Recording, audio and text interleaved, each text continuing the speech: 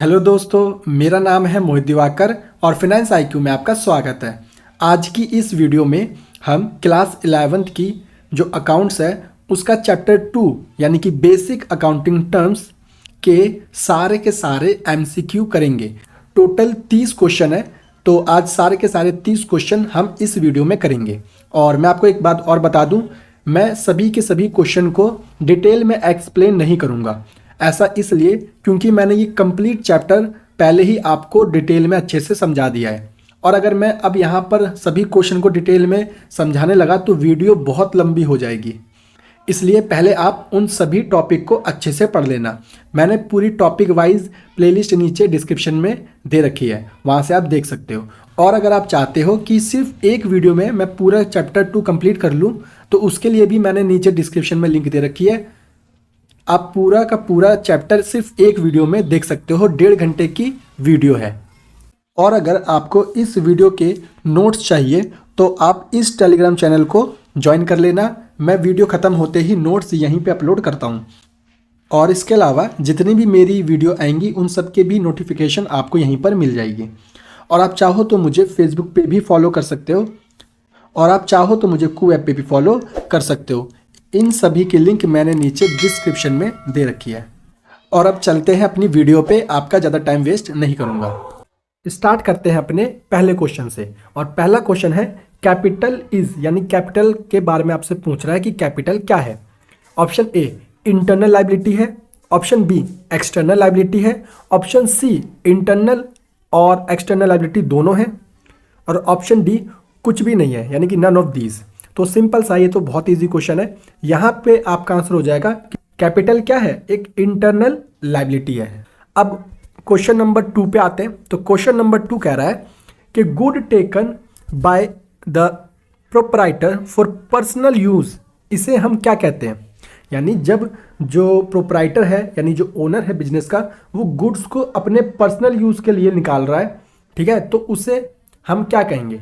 तो option A sale, option B drawings, option C purchase, या option D none of these. तो ये भी बहुत सिंपल क्वेश्चन है। यहाँ पे आपका आंसर हो जाएगा ऑप्शन बी ड्राइंग्स। यानी जब भी पर्सनल यूज के लिए प्रोप्राइटर गुड्स निकाले या कैश निकाले उसे हम कहेंगे ड्राइंग्स। अब आ जाते हैं क्वेश्चन नंबर 3 पे। और क्वेश्चन नंबर 3 है आपका अमाउंट रिसीव्ड और receivable against sale of goods is. इसका कहने का मतलब है कि जब भी हम गुड्स को सेल करते हैं और उससे जो हमें पैसा रिसीव होगा या भी रिसीव होने वाला है या हो चुका है, उस अमाउंट को हम क्या कहते हैं। तो यहाँ पे ऑप्शन ए ही आपका ट्रू हो जाएगा, ठीक है, रेवेन्यू रिसीट। तो ये हो गया आपका क्वेश्चन नंबर 3। तो अब हम आ जाते हैं अपने नेक्स्ट क्वेश्चन पे, जो कि है क्वेश्चन नंबर 4। क्वेश्चन नंबर 4 कह रहा है कि अमाउंट पेड और payable against purchase of goods is. इसका मतलब कि जब हम कोई गुड्स परचेज कर रहे हैं, ठीक है, और परचेज करेंगे तो जो हम पैसा पे कर रहे हैं या आगे हम जब पे करेंगे पैसा, तो उसे हम क्या कहेंगे। क्या उसे हम रेवेन्यू एक्सपेंडिचर कहेंगे, क्या उसे हम कैपिटल एक्सपेंडिचर कहेंगे, या उसे हम दोनों कह सकते हैं, या कुछ भी नहीं कहेंगे इनमें से। तो यहाँ पे जो आपका आंसर हो जाएगा वो हो जाएगा ऑप्शन ए, रेवेन्यू एक्सपेंडिचर इसे हम कहेंगे, ठीक है। तो ऑप्शन ए आपका सही आंसर है। अब आ जाते हैं हम अपने नेक्स्ट क्वेश्चन पे, जो कि है क्वेश्चन नंबर 5। अब गुडविल के बारे में पूछ रहा है कि गुडविल क्या है बेसिकली। तो ये तो बहुत इजी है कि गुडविल आपकी क्या है। तो गुडविल है आपकी एक इंटेंजिबल एसेट्स। तो ऑप्शन बी आपका ट्रू हो जाएगा, क्योंकि इसे हम ना ही देख सकते हैं और ना ही इसे छू सकते हैं। तो ये हो जाएगा आपका ऑप्शन नंबर बी। अब हम आ जाते हैं अपने नेक्स्ट क्वेश्चन पे, जो कि है क्वेश्चन नंबर 6। और क्वेश्चन नंबर 6 है आपका कि expenditure of revenue nature that gives benefit for more than one accounting period is categorised. कह रहा है कि वो एक्सपेंडिचर जो रेवेन्यू नेचर का है और हमें एक से ज़्यादा साल के लिए बेनिफिट देगा, तो उसे हम किस कैटेगरी में डालते हैं, यानी उसे हम क्या कहते हैं। तो ये मैंने आपको बहुत अच्छे से समझाया था। इसे हम कहते हैं, देखो, कैपिटल एक्सपेंडिचर तो नहीं कहते हैं, रेवेन्यू एक्सपेंडिचर भी नहीं कहते हैं, हाँ, इसे हम कहते हैं डेफर्ड रेवेन्यू एक्सपेंडिचर, यानी ऑप्शन सी आपका यहाँ पर आंसर हो जाएगा। जो एडवर्टाइजमेंट पे हम खर्चा करते हैं वो भी क्या है, डेफर्ड रेवेन्यू एक्सपेंडिचर का एग्जाम्पल है। तो ऑप्शन सी आपका आंसर हो जाएगा। अब हम आ जाते हैं अपने नेक्स्ट क्वेश्चन पे, जो कि है क्वेश्चन नंबर 7। क्वेश्चन नंबर 7 कह रहा है कि a person who owes money to firm against good sold is called, यानी कहने का मतलब ये है कि आपने गुड सोल्ड किया है, ठीक है, क्रेडिट पे, और अभी आपको उससे पैसे लेने हैं, तो उस पर्सन को हम क्या कहेंगे? तो ये बहुत सिंपल है, तो इसे हम कहेंगे डेटर। तो यहाँ पे आपका आंसर हो जाएगा ऑप्शन बी। इसी तरह अब हम आ जाते हैं क्वेश्चन नंबर 8 पे, और क्वेश्चन नंबर 8 कह रहा है आपका कि a person to whom money is owed by a firm for purchase of goods is called. देखो इसमें ये कह रहा है कि बिजनेस को ना, जो फर्म है उसे पैसा देना है, क्यों? क्योंकि उसने परचेज किए थे गुड्स को क्रेडिट पे। तो इसे हम क्या कहेंगे? ऑब्वियस सी बात है, इसे हम कहेंगे क्रेडिटर। तो यहाँ पे आपका आंसर हो जाएगा option A. Question number 9, purchase refers to the purchase of, यानी इसमें हमसे पूछ रहा है कि किस चीज को हम परचेज मानेंगे, ठीक है। पहला ऑप्शन गुड्स फॉर रीसेल, यानी आपने गुड्स खरीदे बेचने के लिए, इसे आप कहोगे कि ये परचेज है। या फिर स्टेशनरी फॉर ऑफिस यूज, यानी आपने स्टेशनरी खरीदी ताकि आप उसको अपने ऑफिस में यूज कर सके, क्या इसे हम परचेज मानेंगे, ठीक है। Option C assets for factory use, मतलब आपने एसेट्स खरीदी और ताकि आप उसे फैक्ट्री में लगा सकें, तो क्या इसे हम परचेज कहेंगे अकाउंटिंग की डेफिनेशन में? या ऑप्शन डी इनमें से कोई भी नहीं? तो देखो सिंपल साइज का आंसर, जब मैंने आपको परचेज की डेफिनेशन बताई थी तब बहुत अच्छे से मैंने यहाँ पे क्लियर कर दिया था कि परचेज हम अकाउंटिंग में तभी मानते हैं जब हम कोई गुड्स परचेज कर रहे हैं ताकि उसे आगे फ्यूचर में सेल कर सके, यानी कि रीसेल कर सकें। तो यहाँ पे जो आपका आंसर हो जाएगा वो हो जाएगा ऑप्शन ए। अब हम आ जाते हैं अपने नेक्स्ट क्वेश्चन में, क्वेश्चन नंबर 10। क्वेश्चन नंबर 10 कह रहा है कि अ लायबिलिटी अराइज बिकॉज ऑफ, कह रहा है एक लायबिलिटी कब अराइज होती है, यानी कब एक लायबिलिटी बन जाती है। पहला ऑप्शन कह रहा है कैश ट्रांजेक्शन पे, या ऑप्शन बी क्रेडिट ट्रांजेक्शन पे, option C cash as well as credit transaction दोनों, या फिर option D none of these. तो ये तो बहुत ईजी है, मैंने समझाया भी था कि लायबिलिटी तभी बनेगी जब हम क्रेडिट में कोई ट्रांजेक्शन करेंगे, यानी जब हम उधार में कोई सामान खरीदेंगे तभी तो हमारे ऊपर कर्जा बनेगा, तभी तो हमारे पास लायबिलिटी बनेगी। तो यहाँ पे आपका आंसर हो जाएगा ऑप्शन बी, ठीक है। अब हम आ जाते हैं अपने नेक्स्ट क्वेश्चन पे, जो कि है क्वेश्चन नंबर 11। और क्वेश्चन नंबर 11 कह रहा है the amount invested by the proprietor in a business is called, कह रहा है कि जब प्रोप्राइटर यानी कि ओनर बिजनेस में पैसा इन्वेस्ट करता है तो उसे हम क्या कहते हैं? तो ये तो बहुत सिंपल है, उसे हम कहते हैं कैपिटल। तो यहाँ पे आपका आंसर हो जाएगा ऑप्शन ए, कैपिटल कहते हैं उसे, ठीक है। अब आ जाते हैं अपने क्वेश्चन नंबर 12 पे, और क्वेश्चन नंबर 12 आपका कह रहा है कि स्टॉक इज वैल्यूड एट, यानी स्टॉक की जो वैल्यू है वो हम कैसे निकालते हैं।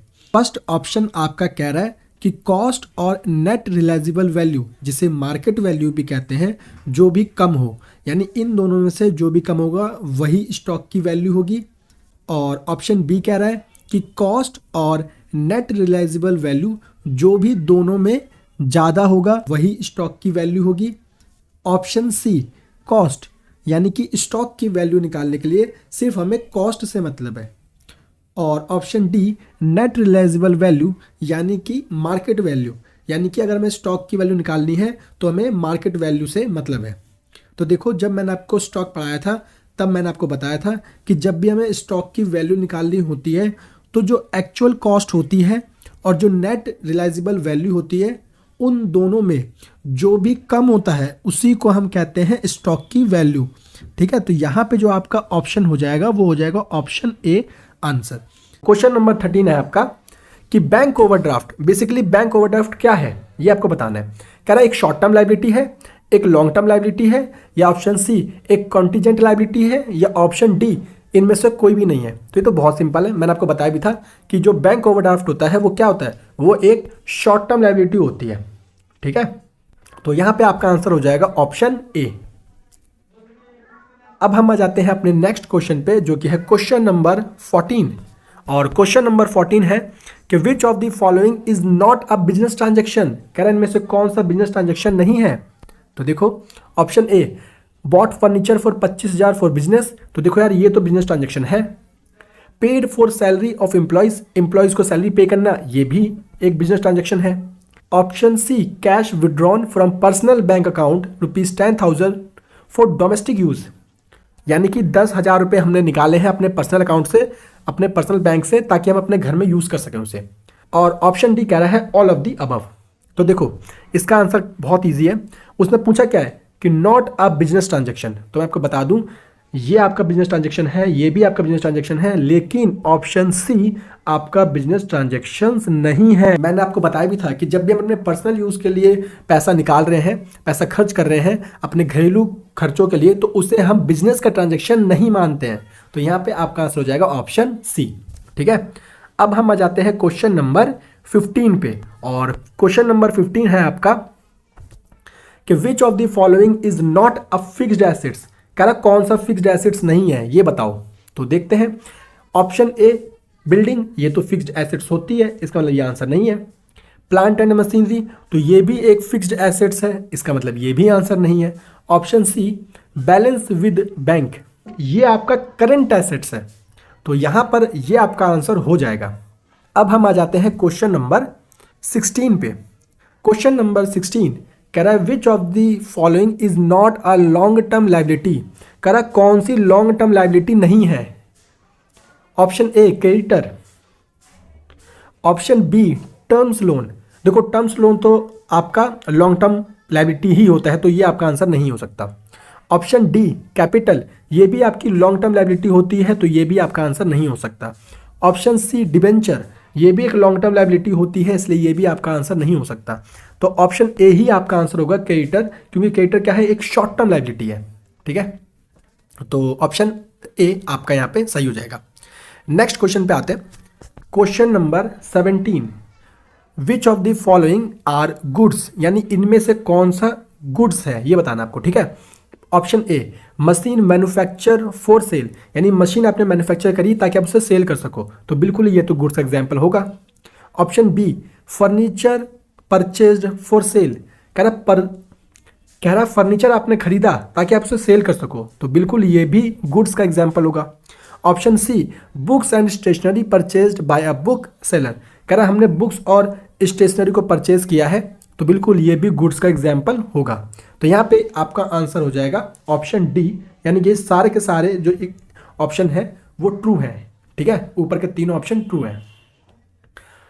तो अब हम आ जाते हैं नेक्स्ट क्वेश्चन पे, जो कि है क्वेश्चन नंबर 18, और क्वेश्चन नंबर 18 कह रहा है कि which of the following is in assets, कह रहा है कौन सा एसेट्स है इनमें। ठीक है, एसेट्स बताना है, तो मशीनरी तो एसेट्स है ही, परचेज एसेट्स नहीं होती, सेल्स रिटर्न ये भी एसेट्स नहीं है। ऑप्शन डी इंटरेस्ट रिसीव्ड, तो ये भी आपका एसेट नहीं है। तो यहाँ पे जो आपका आंसर हो जाएगा वो हो जाएगा ऑप्शन ए, मशीनरी क्या है, एक एसेट्स है। ठीक है, और वो भी कौन सी, फिक्स्ड एसेट्स। अब हम आ जाते हैं अपने नेक्स्ट क्वेश्चन पे, जो कि है क्वेश्चन नंबर 19, और क्वेश्चन नंबर 19 कह रहा है कि which of the following is liability, कह रहे इनमें से कौन सी लाइबिलिटी है ये बताओ।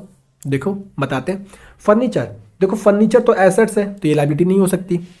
रेंट पेबल, बिल्कुल ये आपकी लाइबिलिटी है।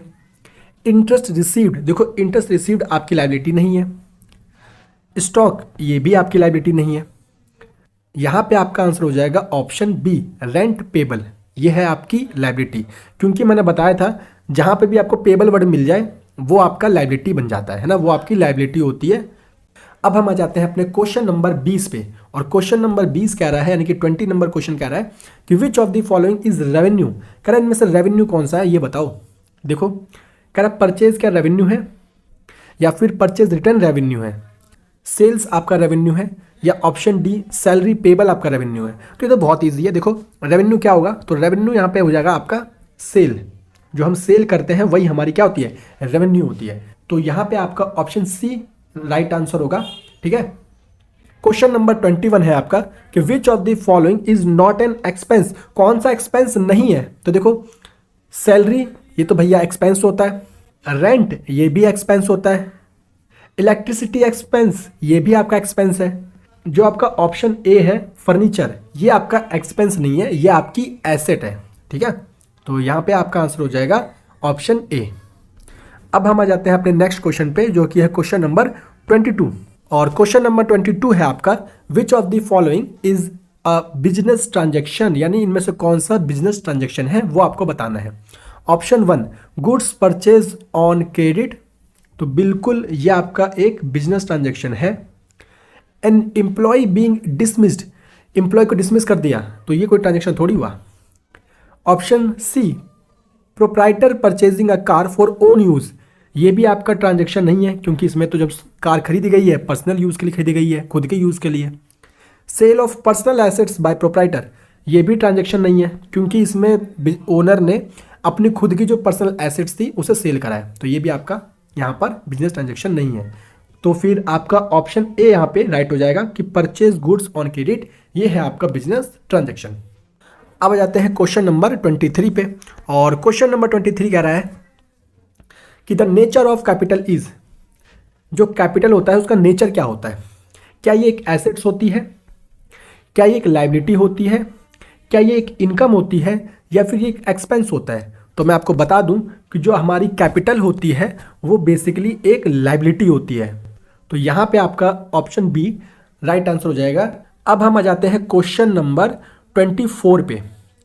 तो क्वेश्चन नंबर 24 है आपका कि sales is recognised as revenue, यानी कि कब हम सेल को रेवेन्यू की तरह रिकग्नाइज करेंगे, यानी कब हम मानेंगे कि जो सेल्स है वो हमारी रेवेन्यू है। ऑप्शन 1 कि when the contract of sale is entered into, यानी जैसे हमने कॉन्ट्रैक्ट कर लिया सेल्स का, क्या वो हमारी रेवेन्यू बन जाएगी, तो नहीं, ये तो आपका आंसर नहीं हो सकता। ठीक है, कॉन्ट्रैक्ट में आने का मतलब ये थोड़ी है कि सेल हुई हमारी, है ना। Option B at a point of sale और परफॉर्मेंस ऑफ सर्विस, बिल्कुल ये आपका ट्रू होगा। कहना जैसे ही हमने सेल कर दी उसी पॉइंट को, यानी उसी क्षण को हम कहेंगे कि हमारी वो रेवेन्यू हो चुकी है। ठीक है। Option C after the expiry of credit period allowed to debtor, यानी कि हमने जो डेटर को क्रेडिट पीरियड दिया था जब वो एक्सपायर हो जाए तब, तो इसका भी कोई लॉजिक नहीं बनता, ये भी यहाँ पे आपका गलत है। Option D after the money collect from the customer, कह रहा जब हम मनी कलेक्ट कर लेंगे कस्टमर से तभी हम मानेंगे कि सेल्स हो गई, तो ये भी गलत है। क्यों? क्योंकि हम देखो उधार में भी तो सेल करते हैं, तो ऐसा तो नहीं है नहीं उधार में सेल कर दिया तो उसे हम सेल नहीं मानेंगे, सेल उसे हम मान लेते हैं भले ही पैसा कभी भी मिले, है ना। तो यहाँ पे जो आपका आंसर होगा वो होगा ऑप्शन बी। ऑप्शन बी आपका ट्रू है यहाँ पर। अब हम आ जाते हैं अपने नेक्स्ट क्वेश्चन पे, question number 25। Question number 25 the nature of accrued income, यानी जो एक्रूड इनकम होती है वो किस नेचर की होती है, क्या वो रेवेन्यू होती है, क्या वो लाइबिलिटी होती है, या फिर वो एक्सपेंस होती है, या फिर वो एसेट्स होती है। तो बहुत ईजी है, मैंने बताया भी था, जो एक्रूड इनकम होती है वो होती है आपकी एसेट्स। ठीक है, तो यहाँ पे आपका आंसर हो जाएगा ऑप्शन नंबर डी। अब हम आ जाते हैं क्वेश्चन नंबर 26 पे। क्वेश्चन नंबर 26 जो कि कह रहा है कि ट्रेड डिस्काउंट अलाउड, यानी कि यहाँ पे ट्रेड डिस्काउंट से रिलेटेड पूछा जा रहा है। ऑप्शन 1 कि trade discount is shows separately in the books of account, कह रहा है ट्रेड डिस्काउंट को हम अलग से बुक्स में शो करते हैं, तो नहीं यार ये तो गलत है, अलग से शो नहीं करते हैं। Trade discount is not shown separately in the books of account, बिल्कुल ये आपका ट्रू हो जाएगा, क्योंकि ट्रेड डिस्काउंट को हम अलग से शो करते ही नहीं है। मैंने बताया भी था आपको जब मैंने पढ़ाया था डिस्काउंट्स का टॉपिक। ठीक है, और यहाँ पे आपका इसका मतलब आंसर हो जाएगा ऑप्शन बी। बाकी ऑप्शन देखते हैं एक बार। ऑप्शन सी कह रहा है can be show either separately और डिडक्टेड फ्रॉम परचेज कॉस्ट, तो यार ये भी गलत है, ऐसा कुछ नहीं करते हम। ठीक है, ऑप्शन डी भी गलत है, तो आपका आंसर हो जाएगा option B. Question number 27। Question number 27 है कि which of the following transactions is not financial character, यानी कि कौन सा ट्रांजेक्शन है इन चार ऑप्शन में से जिसमें फाइनेंशियल कैरेक्टर नहीं है, फाइनेंशियल विशेषताएं नहीं है। ऑप्शन 1 कह रहा purchase of assets on credit, तो इसमें तो है भैया, पैसे की बात आ जाएगी इसमें, तो ये तो है। Option B purchase of assets for cash, इसमें भी फाइनेंशियल कैरेक्टर दिख रहा है, पैसों की बातचीत हो रही है, सेल परचेज की बात हो रही है। Option C withdrawing of money by proprietor from business, तो बिल्कुल इसमें भी पैसों की बातचीत आ जाएगी, यानी कि फाइनेंशियल कैरेक्टर है, क्योंकि जो बिजनेस का ओनर है वो अपना पैसा निकाल रहा है बिजनेस में से। Option D strike by employees, तो ये हो गया आपका आंसर यहाँ पर। क्यों? क्योंकि यहाँ पे कह रहा है कि एम्प्लॉयज़ ने हड़ताल कर दी है, स्ट्राइक कर दी है बिजनेसेस में, तो यही आपका कोई पैसों का लेन देन है नहीं, फाइनेंशियल कैरेक्टर कुछ है नहीं इसमें, तो ये हो जाएगा आपका आंसर ऑप्शन डी। अब हम आ जाते हैं अपने नेक्स्ट क्वेश्चन पे जो कि है क्वेश्चन नंबर 28, और क्वेश्चन नंबर 28 कह रहा है परचेज से रिलेटेड है। क्या कह रहा है कि purchase refers to the buying of, यानी कि परचेज हम किस चीज़ को कहेंगे? क्या जब हम स्टेशनरी खरीदेंगे ऑफिस यूज़ के लिए उसे हम परचेज कहेंगे, या फिर हम एसेट्स खरीदेंगे फैक्ट्री के लिए उसे हम परचेज कहेंगे, या फिर हम जब गुड्स खरीदेंगे रीसेल पर्पज़ के लिए उसे हम कहेंगे परचेज, या फिर ऑप्शन डी इन्वेस्टमेंट को हम कहेंगे परचेज। तो मैंने आपको बताया था, बहुत सिंपल है कि परचेज हम तभी कहते हैं जब हम गुड्स को परचेज कर रहे हैं आगे फर्दर बेचने के लिए, यानी कि आगे रीसेल करने के लिए जब गुड्स को परचेज करेंगे तो उसी को ही हम परचेज मानते हैं। ठीक है, तो ये हो गया आपका ऑप्शन सी राइट आंसर, बाकी ऑप्शन सारे गलत हैं। अब हम आ जाते हैं अपने नेक्स्ट क्वेश्चन पे। Question number 29, revenue from operations refers to, यानी हमसे पूछा है रेवेन्यू फ्रॉम ऑपरेशंस रिलेटेड कौन सा इन 4 ऑप्शन में से ट्रू होगा। ठीक है, यानी कि जैसे डेफिनेशन ही पूछ रहा है, revenue earn from operation activities, बिल्कुल ये ट्रू है। जो भी हम रेवेन्यू अर्न करते हैं ऑपरेटिंग एक्टिविटीज से उसी को हम रेवेन्यू फ्रॉम ऑपरेशन कहते हैं, तो ये तो ट्रू है। Option B, revenue earn from activities that are not operating activities, ये तो गलत है। ऑप्शन सी बोथ, तो ये तो गलत है, ये भी गलत था। ऑप्शन डी भी गलत है, यानी कि आपका ऑप्शन 1 यहाँ पे ट्रू हो जाएगा कि revenue from earn from operating activities, इसी को हम कहेंगे रेवेन्यू फ्रॉम ऑपरेशन। अब हम आ जाते हैं अपने क्वेश्चन नंबर 30 पे, और क्वेश्चन नंबर 30 है आपका कि out of the following assets which is not an intangible assets, कह रहा है इनमें से कौन सा इनटेंजिबल एसेट्स नहीं है। ठीक है, मशीनरी, बिल्कुल ये तो इनटेंजिबल एसेट्स है ही नहीं, तो यही आंसर हो गया। ये तो पहली ऑप्शन में हमें आंसर मिल गया। आगे भी देखते हैं, कह रहा है पेटेंट, तो पेटेंट तो होता है इंटेंजिबल एसेट्स, मैंने पढ़ाया भी था आपको। गुडविल भी आपकी इंटेंजिबल एसेट्स होती है, ट्रेडमार्क भी आपकी इंटेंजिबल एसेट्स होती है, तो आपका ऑप्शन ए यहाँ पे ट्रू हो जाएगा। ठीक है, तो दोस्तों ये थी आज की वीडियो, उम्मीद करता हूँ कि आपको वीडियो पसंद आई होगी। और एक बार आपको सारे आंसर भी दिखा देते हैं ताकि आप मैच कर लो। ये देखो, ये सारे आंसर है। ठीक है, तो उम्मीद करता हूँ कि आपको आज की वीडियो अच्छी लगी होगी, और प्लीज़ अगर आपको वीडियो अच्छी लगी है और आप चाहते हो मैं ऐसी वीडियो अपलोड करता रहूँ तो फिर चैनल को सब्सक्राइब करे बिना मत जाना, वीडियो को भी लाइक करो और अपने दोस्तों के साथ शेयर करो। और कोई भी अगर डाउट रह जाए तो नीचे कमेंट में पूछ लेना। मिलते हैं आप दोस्तों अपनी नेक्स्ट वीडियो में, तब तक के लिए थैंक यू।